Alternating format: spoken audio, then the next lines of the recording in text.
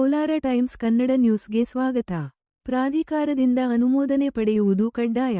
ಪ್ರಾಧಿಕಾರದ ಅನುಮೋದನೆ ಪಡೆಯದೆ ನಿಯಮಬಾಹಿರವಾಗಿ ಕಟ್ಟಡಗಳು ಅಥವಾ ಬಡಾವಣೆಗಳನ್ನು ನಿರ್ಮಾಣ ಮಾಡುತ್ತಿದ್ದರೆ ಅಂಥವರ ವಿರುದ್ಧ ಕಾನೂನು ಕ್ರಮ ಕೈಗೊಂಡು ದಂಡ ವಿಧಿಸಲಾಗುವುದು ಎಂದು ಶಾಸಕ ಎಸ್ಎನ್ ನಾರಾಯಣಸ್ವಾಮಿ ಅಭಿಪ್ರಾಯಪಟ್ಟರು.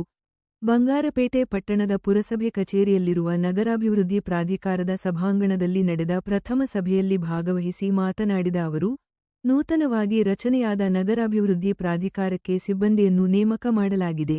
ಸಾರ್ವಜನಿಕರ ಹಿತದೃಷ್ಟಿಯಿಂದ ಮಾದರಿ ನಗರವನ್ನಾಗಿ ಮಾಡಲು ಪ್ರಾಮಾಣಿಕ ಪ್ರಯತ್ನ ಮಾಡಲಾಗುವುದು ಎಂದರು.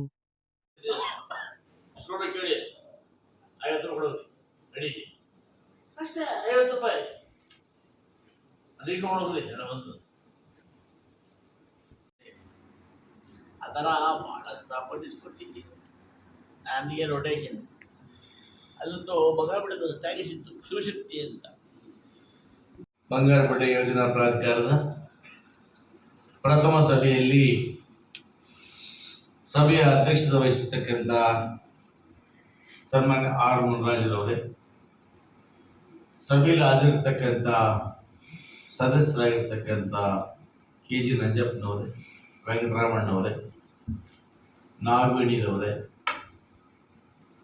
ನಮ್ಮ ಅಸಿಸ್ಟೆಂಟ್ ಡೈರೆಕ್ಟರ್ ಅವರೇ, ಪುರಸಭಾ ಮುಖ್ಯಾಧಿಕಾರಿಗಳೇ, ಗೌರವಾನ್ವಿತ ಸಿಬ್ಬಂದಿ ವರ್ಗದವರೇ, ಪ್ರಥಮ ಸಭೆಯನ್ನು ಈ ಪ್ರಾಧಿಕಾರದ ಅಧ್ಯಕ್ಷರಾಗಿರ್ತಕ್ಕಂಥ ಆರ್ ಮುನ್ರಾಜರವರ ಅಧ್ಯಕ್ಷತೆಯಲ್ಲಿ ನಾವು ಸಭೆ ಮಾಡಲಾಯಿತು. ಈ ಸಭೆಯಲ್ಲಿ ಇವತ್ತು ಕೆಲವು ಪ್ರಮುಖ ನಿರ್ಧಾರಗಳನ್ನು ಕೈಗೊಂಡಿದ್ದೇವೆ. ಹಿಂದೆ ನಾವು ನಗರ ಯೋಜನಾ ಪ್ರಾಧಿಕಾರ ಮಾಡೋ ಸಂದರ್ಭದಲ್ಲಿ ಈ ಕಚೇರಿ ಪುರಸಭೆಯಾಗಿತ್ತು.